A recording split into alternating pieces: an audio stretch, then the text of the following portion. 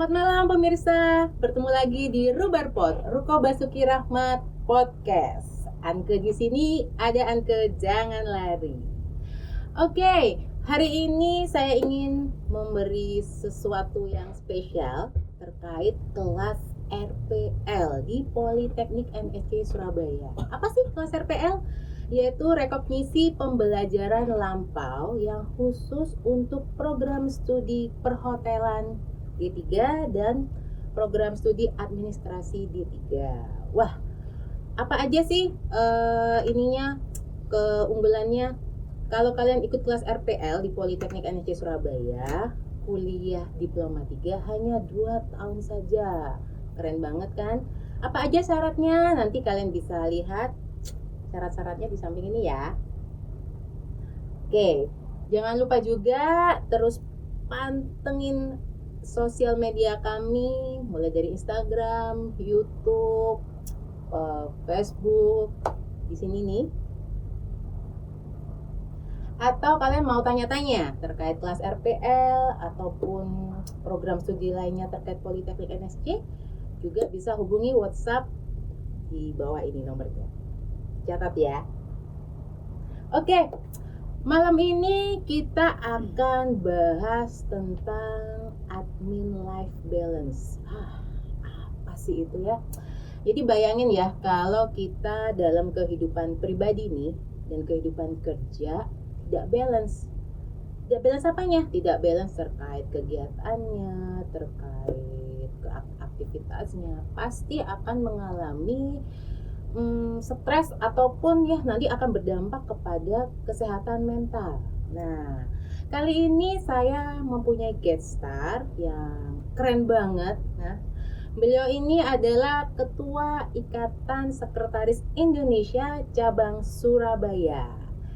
Saya perkenalkan dulu, Ibu Sri Rahayu Edarsasi. Tepuk tangan. Halo semua, selamat malam. Ya, malam Bu. Ini lebih enaknya dipanggil siapa ini Bu? Saya biar lebih akrab ini. Dipanggil Yayu saja. Ibu Yayu. Iya, saya dipanggil Mbak aja ya Bu ya, biar lebih mudah. Oke, mantap. Iya, jadi Bu Yayu ini beliau adalah sekretari ya Bu ya, Iya. di PT Schneider Indonesia Cabang Surabaya. Semoga saya nggak salah ngomongnya. Enggak, sudah pas. Wah, keren banget. Ibu sudah berapa lama nih menjadi sekretari atau sekretaris ya dalam Iya. bahasa Indonesianya ini di PT Schneider Indonesia? Saya bekerja di Schneider 17 tahun. Sudah ulang tahun Sweet 17. Iya Bu. Kaget saya ya. Iya. Iya. Jadi selama 17 tahun itu saya tidak lepas dari dunia sekretaris dan admin. Wow. Hanya saja memang karena organisasi yang dinamis, jadi penyebutan sekretari itu berubah. Jadi saya dulu sekretari itu sekretari kepada siapa gitu ya. Sekarang saya menjadi sales support. Tetapi semua pekerjaannya itu tidak jauh dari pekerjaan sekretaris. Oke, tidak jauh dari pekerjaan sekretaris. Oke, sekarang begini Bu, kita ngomongin sekretari. Apakah sama Ibu nih ya, sekretari dengan administrasi atau apapun itu? Apakah ada bedanya ataukah sama istilahnya? Berbeda menurut saya. Oke. Tetapi sekretari melakukan pekerjaan admin. Seperti itu Bu. Iya. Kalau admin dia lebih ke arah administratif ya, misalnya ada apa ya, dia harus handle surat masuk keluar, itu kan pekerjaan admin. Dan sekretari bisa melakukan itu, tetapi seorang admin kadang dia tidak bisa melakukan, dia harus menghandle pimpinan, mereka harus menghandle perjalanan tugas pimpinan, itu tidak dilakukan oleh seorang admin. Jadi kalau admin misalnya kita ngomong admin gudang, berarti dia harus menghandle keluar masuknya barang dari gudang gitu. Oke, bisa Ibu ceritakan nih ya, bagaimana perkembangan sekretari ini dari 17 tahun yang lalu nih Bu, Iya. sampai dengan sekarang? Kalau saya cerita perkembangan sekretari dari pertama kali saya masuk sampai hari ini, memang ada evolusi dari pekerjaan seorang sekretaris sendiri. Oke. Dulu kami sendiri masih ya, kalau di tempat saya bekerja kita masih banyak menggunakan hard file, dan sekarang saat ini semuanya sudah di kantor saya sudah sangat minim sekali untuk hard file gitu ya. Jadi kami lebih banyak bekerja dengan soft file, dan itu hanya sedikit yang kita masih membutuhkan itu.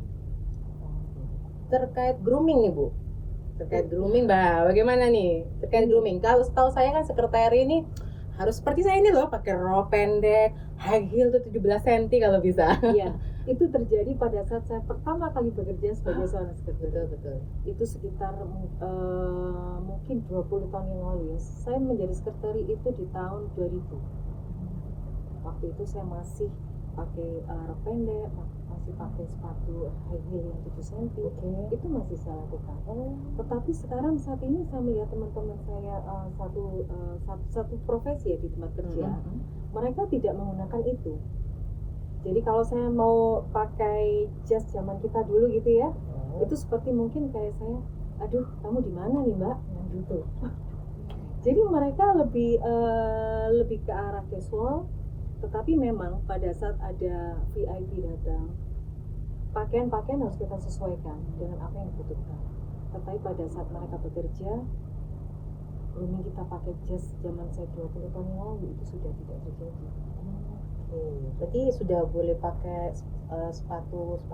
Mereka bisa pakai sepatu cat, terus mereka ke kantor pakai sepatu pakai celana jeans, pakai kalau yang tidak berjilbab tuh ada kan yang mereka pakai yang baju segini nih. Selama as long as si bos ini tidak komplain ya saya rasa, dan dia ada result terhadap pekerjaannya, itu asal itu masih sopan dan tanda kutip sopan, saya rasa itu di kantor kami tidak ada masalah. Berarti benar ya kalau di drakor tuh sekretari itu nggak harus resmi banget ya. Ya harus resmi banget. Enggak. Saya ini mengikuti drama Korea masalahnya. Oh gitu. Oke Bu. Nah kalau tadi itu menyangkut bahwa sekretari ini juga menghandle pimpinan. Ya. Bisa bayangin nggak ya, pimpinan itu sangat sibuk sekali dengan berbagai macam tugas sana, tugas sini. Bagaimana Bu menjaga keseimbangan hidup kita ini sebagai sekretari? Kan seolah-olah kan kita harus mengikuti pimpinannya ini Bu. Keseimbangan hidupnya Seperti apa? Iya Ibu. Nah, inilah sekretari saat ini kalau saya di kantor saya, karena kami terhubung dengan teknologi, jadi saya tidak harus mengikuti dia mau kemana, karena pimpinan saya itu dia ada di Medan, saya di Surabaya, kami masih bisa terkoneksi gitu ya. Terkoneksi dalam artian kami ada gadget yang memang gadget itu terhubung dengan semua pekerjaan yang ada di kantor. Jadi kebetulan di kantor saya menggunakan Microsoft 365. Jadi semuanya itu bisa masuk di handphone, dari email, dari kalender, kemudian kadang-kadang kalau kita ambil file dari OneDrive itu semuanya sudah bisa dari handphone. Oke, berarti sekretaris zaman sekarang nih yang penting punya handphone. Nah, betul. Apakah nggak tambah stres Bu? Harus bawa handphone setiap hari standby. Kan nggak boleh di silent itu kan handphone akhirnya. Nah, bagaimana Bu? Enggak.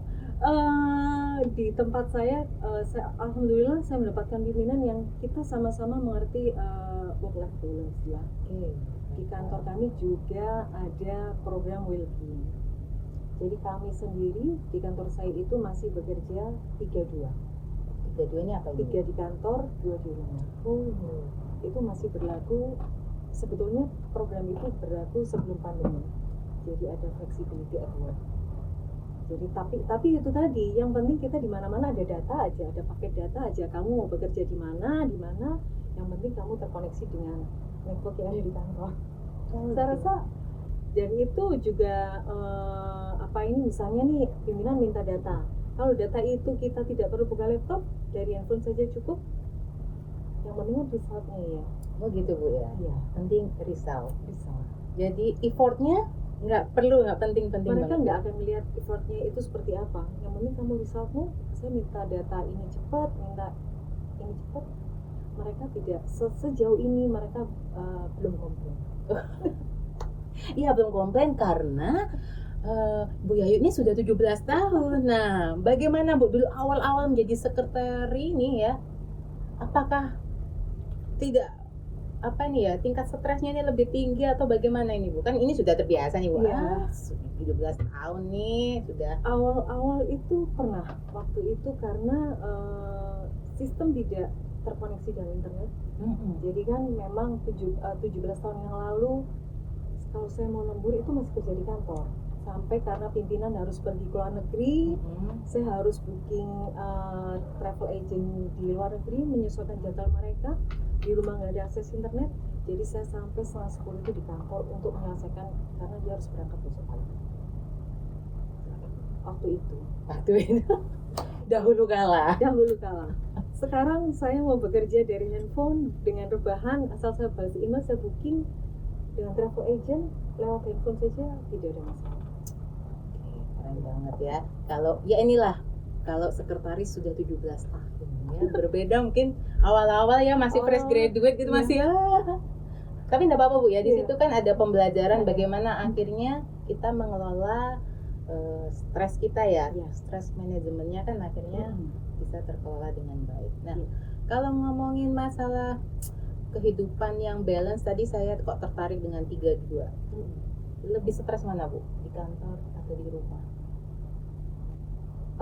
Sebetulnya pada saat kita di rumah pun sama aja kita di kantor. Jadi sama aja kita tidak bisa, kalau kita di rumah anggapannya itu aku bisa tidur siang. Betul. Gitu ya. Itu tidak bisa ternyata. Selama saya mengalami 3-2 sama aja. Jadi tidak ada waktu tidur siang, itu nggak ada. Jadi sama aja tetap.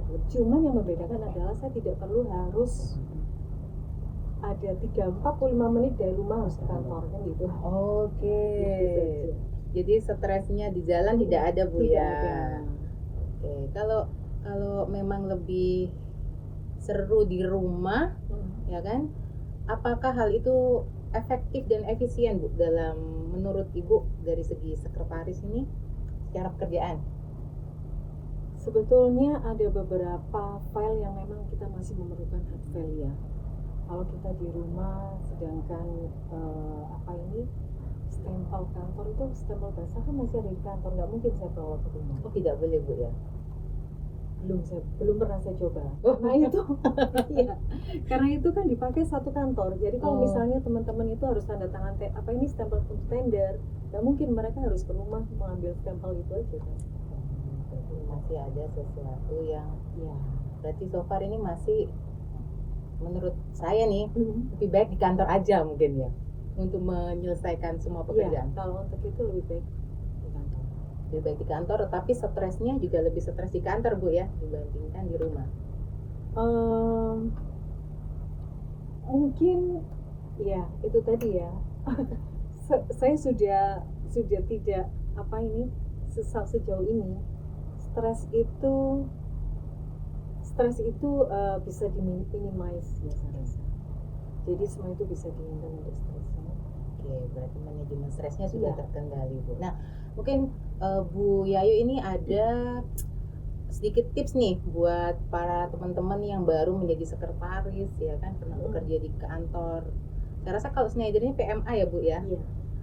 Bagaimana Bu mengelola stres di tempat kerja sebagai sekretaris ini ya? Saya ngomongin lebih khusus sebagai sekretaris karena kan memang harus menghandle semua administrasi ataupun menghandle semua kegiatan dari pimpinan. Lebih ke arah manajemen waktu. Oke. Kemudian kita memprioritaskan kalau misalnya nih ada yang urgent dan mendesak, itu yang harus saya dulukan. Jadi lebih ke arah itu. Jadi kadang kalau kita melihat ini sih memang perlu tapi tidak harus sekarang, oke lah saya tunda ini bisa besok. Yang penting pulangnya on time jam sekian sampai jam sekian gitu Bu. Tidak bisa juga. Oh, tidak bisa juga, tetap ini ya. Jadi kadang karena kami ada flexibility at work, itu jam itu bisa molor. Tetapi karena semua tim kami ini bisa saling enjoy ya. Maksudnya mereka malam pun kadang-kadang ada Mbak aku tolong dong, ini aku besok pagi mau kesini karena mendesak seperti itu, dan saya rasa itu juga bukan sesuatu yang memberatkan gitu ya. Jadi saya anggap yalah ini kita jadi karena kita enjoy sesama tim. Sesama tim ya, Bu. Jadi pekerjaan mereka ini, Mbak aku tolong dong ini. Jadi mereka, Mbak aku misalnya kalau aku ganggu kamu, ini aku ada mendesak, nggak apa-apa, tapi karena aku nggak bisa buka laptop nih. Oh nggak apa-apa, itu besok aja. Jadi nanti tolong dihubungin dulu lewat ini.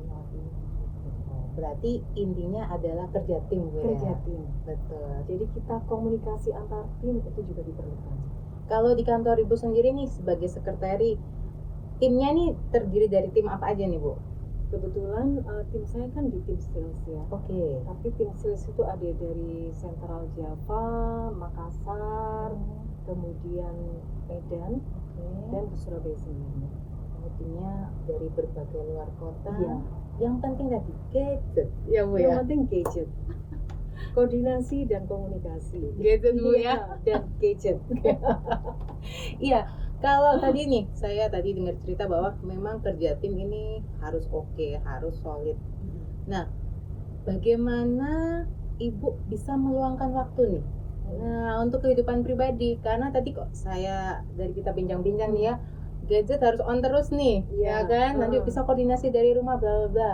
Nah, bagaimana Bu meluangkan waktu untuk kehidupan pribadi Ibu? Apakah ada caranya sendiri atau bagaimana, Bu? Masih ada. Jadi biasanya kecuali urgensi pekerjaan itu kan yang tidak selalu. Tetapi pagi hari saya lebih ada waktu sebelum saya berangkat kerja, sebelum persiapan kerja, bahwa ada urusan rumah yang harus saya dahulukan, saya selesaikan. Itu. Kalau misalnya hari Sabtu Minggu, teman-teman sendiri kalaupun ada urgensi, mereka juga lebih toleran. Oh, Sabtu Minggu ini berarti kita nggak selalu stand by di handphone ya. Jadi mereka kalau kita late respon itu masih bisa dimaklumi. Oh, berarti kita kembali lagi ke tim tadi, Bu, ya. Kita komunikasi antar tim itu seperti apa? Komunikasi antar tim dan bagaimana pimpinan bisa menghargai tim tersebut. Oke, itu tadi kalau pimpinan Ibu, karena pimpinan Ibu baik banget ini ya, Bu, ya. Kalau saya ini melihat banyak di sosial media nih, Bu.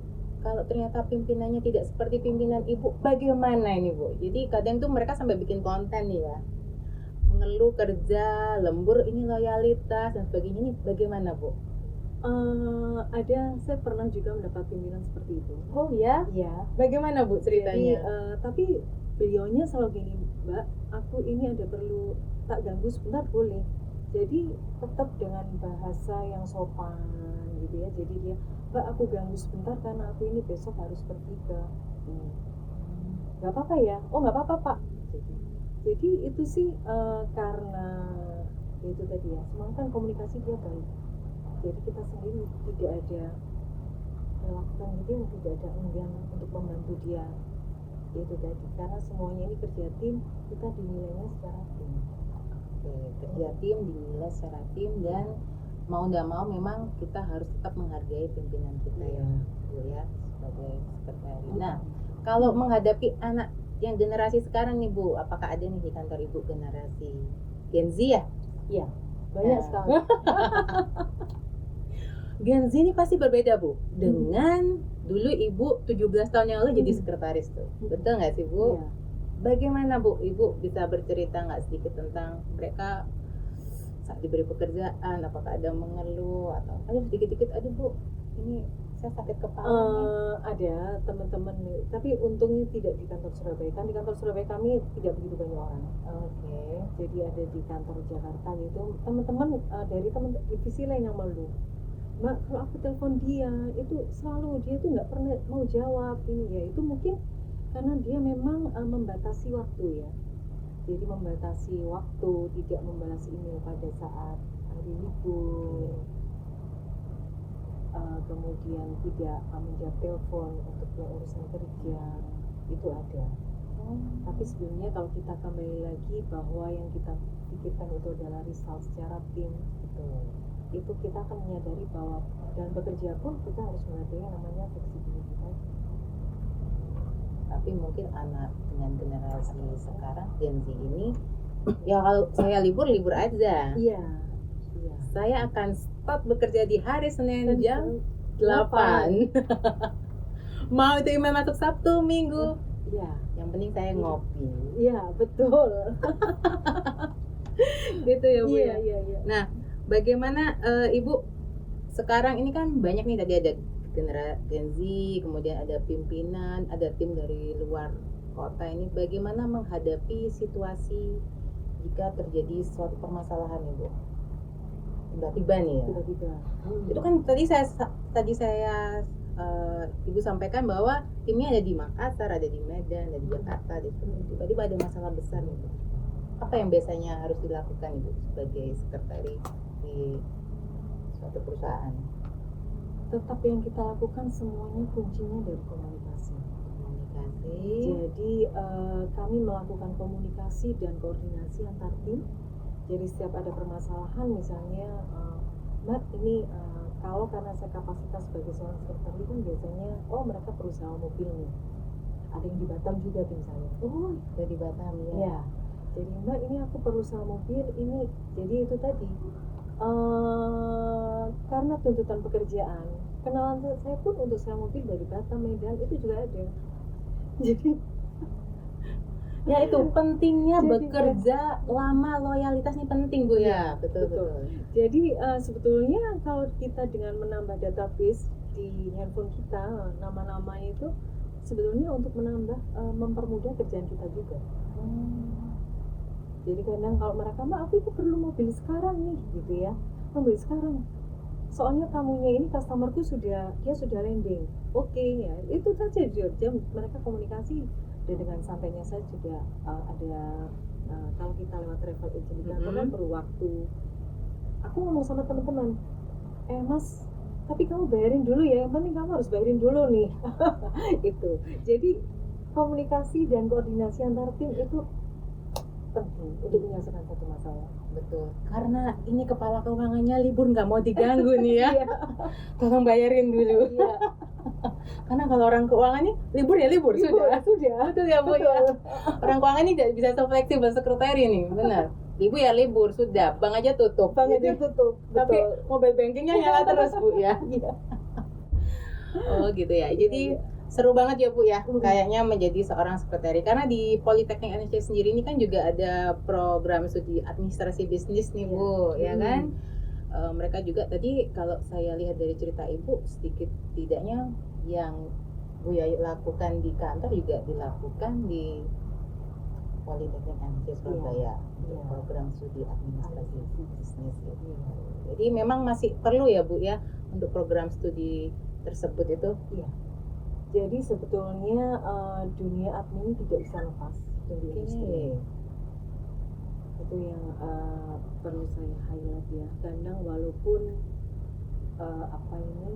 teman-teman sales pun mereka tidak ada admin, tidak ada sekretariat atau admin yang support mereka.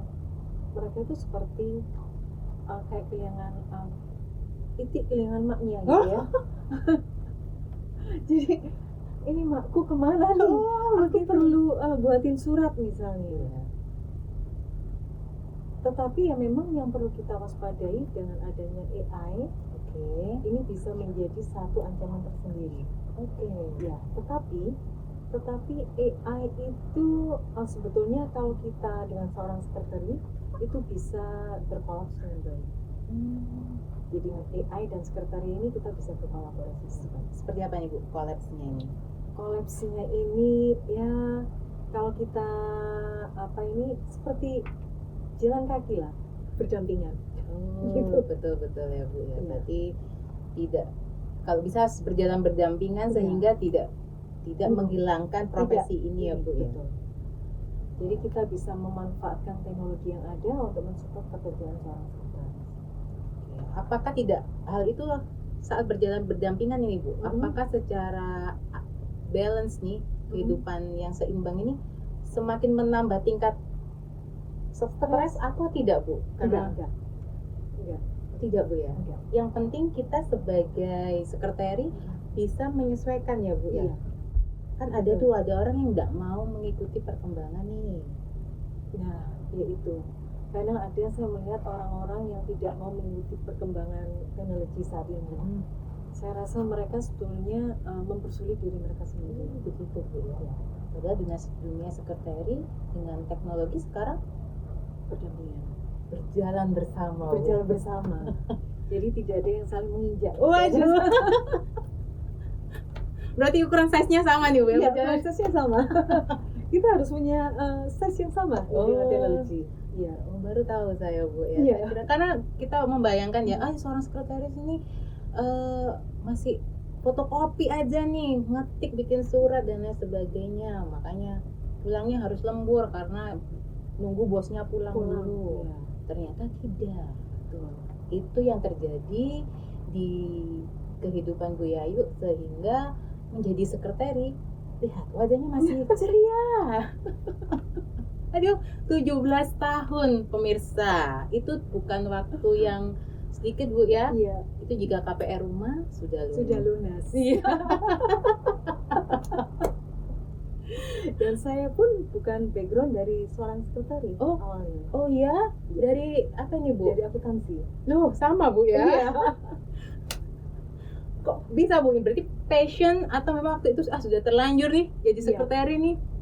Jadi awalnya waktu itu semua seperti terdampar saya di sekretaris, gitu kan? Saya di akuntansi, kemudian karena pekerjaan ternyata dari tahun ke tahun dapatnya di sekretari admin.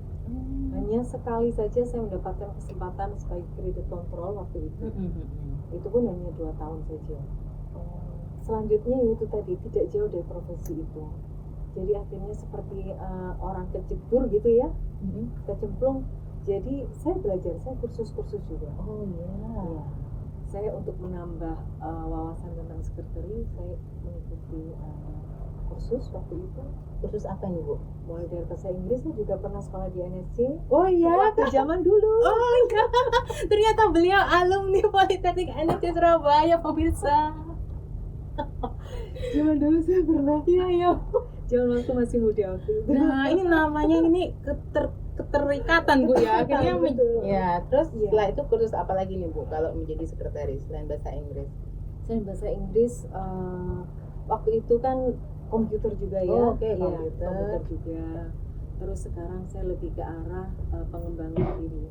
Pengembangan diri seperti soft skill itu saya juga ini gitu ya, sudah juga ke arah situ. Kemudian membaca buku, kemudian belajar teknologi terbaru. Mau nggak mau. Nah ini seorang lulusan akuntansi menjadi sekretari 17 tahun. Berarti nggak ada yang nggak mungkin. Betul. Ya? Karena semuanya itu bisa dipelajari. Betul. Dan akhirnya menjadi passion dalam diri kita. Iya. Keren banget ya.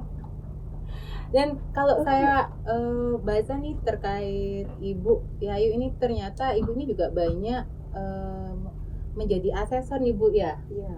Terkait apa aja nih Bu?